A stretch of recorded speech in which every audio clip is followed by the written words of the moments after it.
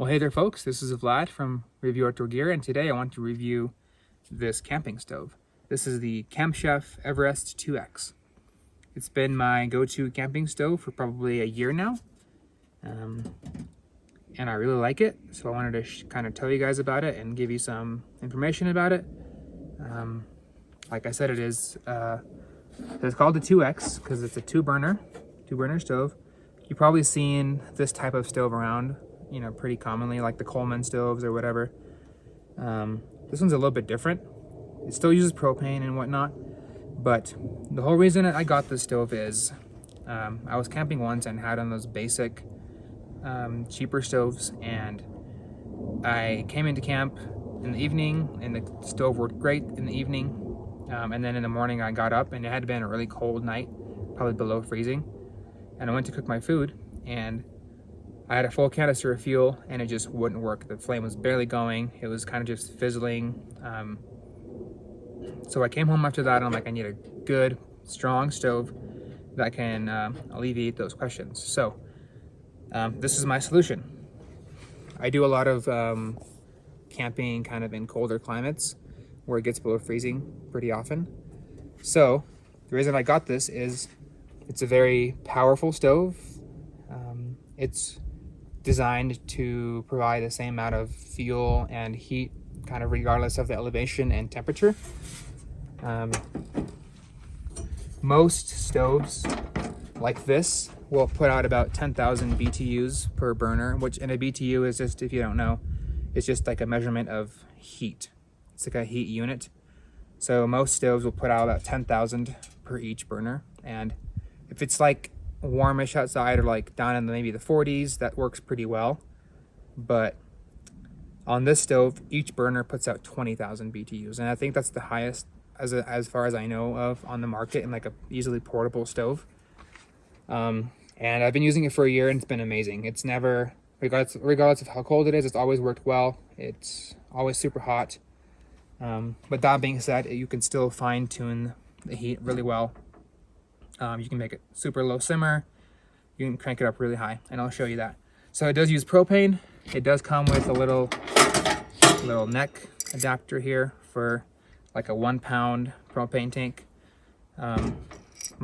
What I don't like a whole ton about this is the thing itself works great, but transporting it is kind of a hassle. I kind of throw it in here, but then if you have it packed in your car, it rattles around like crazy. It's basically like a drum and it just bounces around. So I actually will wrap it like a towel and stick it in there. They probably could have come up with a better way to store that thing, but that's what they have.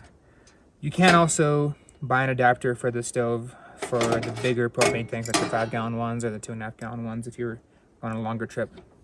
But this screws into here pretty easily, just like any normal stove. If I can get on the threads, there we go. And that goes into here on the side. You just pop it in like that, seat it on there, and then this screws in over the top. Kind of harder to do from the back side. You just do it from the front. But just like that, and it sits there on the side like that. This is a pretty wide stove. Most of the two burner stoves are a little bit narrower, so when you do add this canister, it's kind of hard to fit on smaller tables.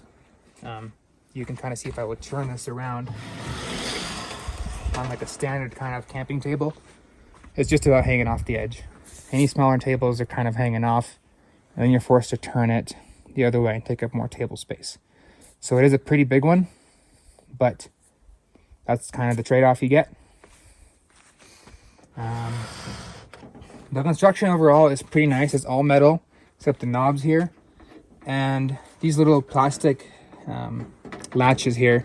They haven't failed yet during the year, but I feel like if you dropped the stove on this, they might break off. So they could have used metal there for the price that this is at. And by the way, this is on the higher end of the price range for these stoves.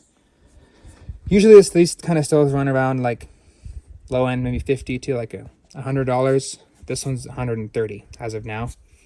You can probably find it for cheaper places on sale, but it is pretty expensive. So I feel like they could have probably made these a little better, but that's what you get. The nice thing about the stove being big is that you get a lot of space. So you can put a pretty big pan on here, plenty of room to spare. You could easily fit 2 of these on here comfortably. This is a 10-inch pan. So you could have even like a 12-inch pan here with a smaller pot on the side, or I usually have my little 10-inch pan here and my little kettle. It fits comfortably. There's even space to put your utensils here in the middle. Really nice and roomy. No complaints about that. The bottom pan here is all stainless steel, so really easy for cleanup. You just kind of pull this grill off here, wipe it down, it won't rust on you. This is also pretty nice. Heavy gauge steel, not going to burn down in a long time or burn through.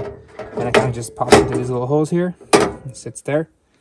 And it does have these little bent pieces here in case you have a really small pot. You know, it'll kind of be a little more stable versus it kind of sitting on these 2 edges. So that's how that works.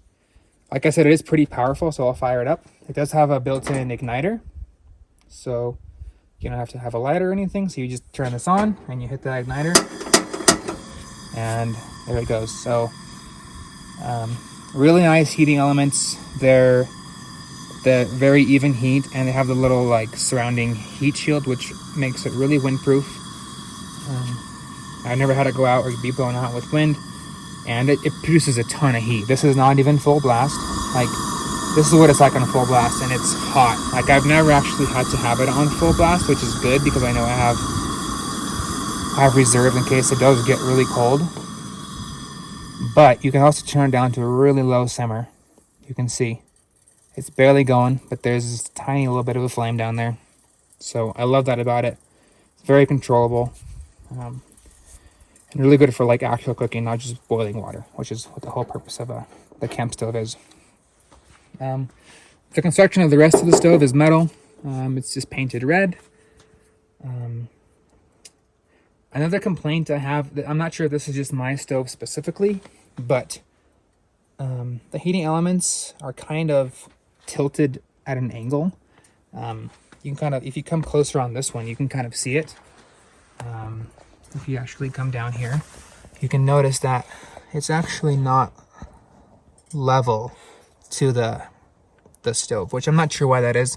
I'm not sure if it's a fluke on mine. This one over here does the same thing. When the fuel canister isn't hooked up, it actually pops down like that. But when you connect the fuel, it pops out, which I'm not a huge fan of. I'm not quite sure why it does that.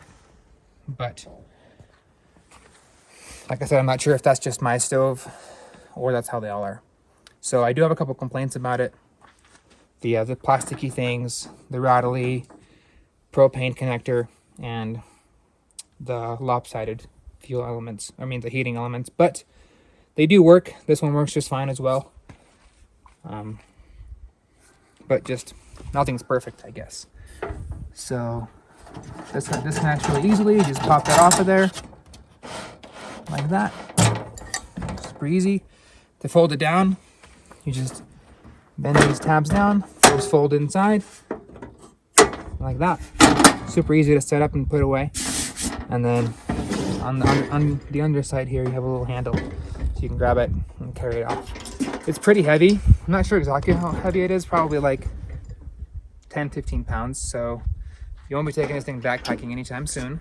Definitely a car camping only type thing, or RVing, or you could even use it at home for an outdoor stove or grill if you need to. But it's perfect for things like, you know, car camping, overlanding, tent camping, where you can easily drive into things or carry them like 50 feet. So there you go. That is the Chef Everest 2X. I love it a lot. I would recommend it. If you're looking for something high powered that won't let you down when it's cold, when you need it the most. And I bought this thing when I was a broke college student, and I would recommend it. So $130 I think is worth it if you're looking for something that's going to be of good quality and last you a long time. So hopefully that was helpful. If you have any questions or comments, please leave those down below. Be happy to answer or reply to your comments. As always, have a great day. Don't forget to praise God and enjoy all the beautiful creation that we have. See you next time. Over and out.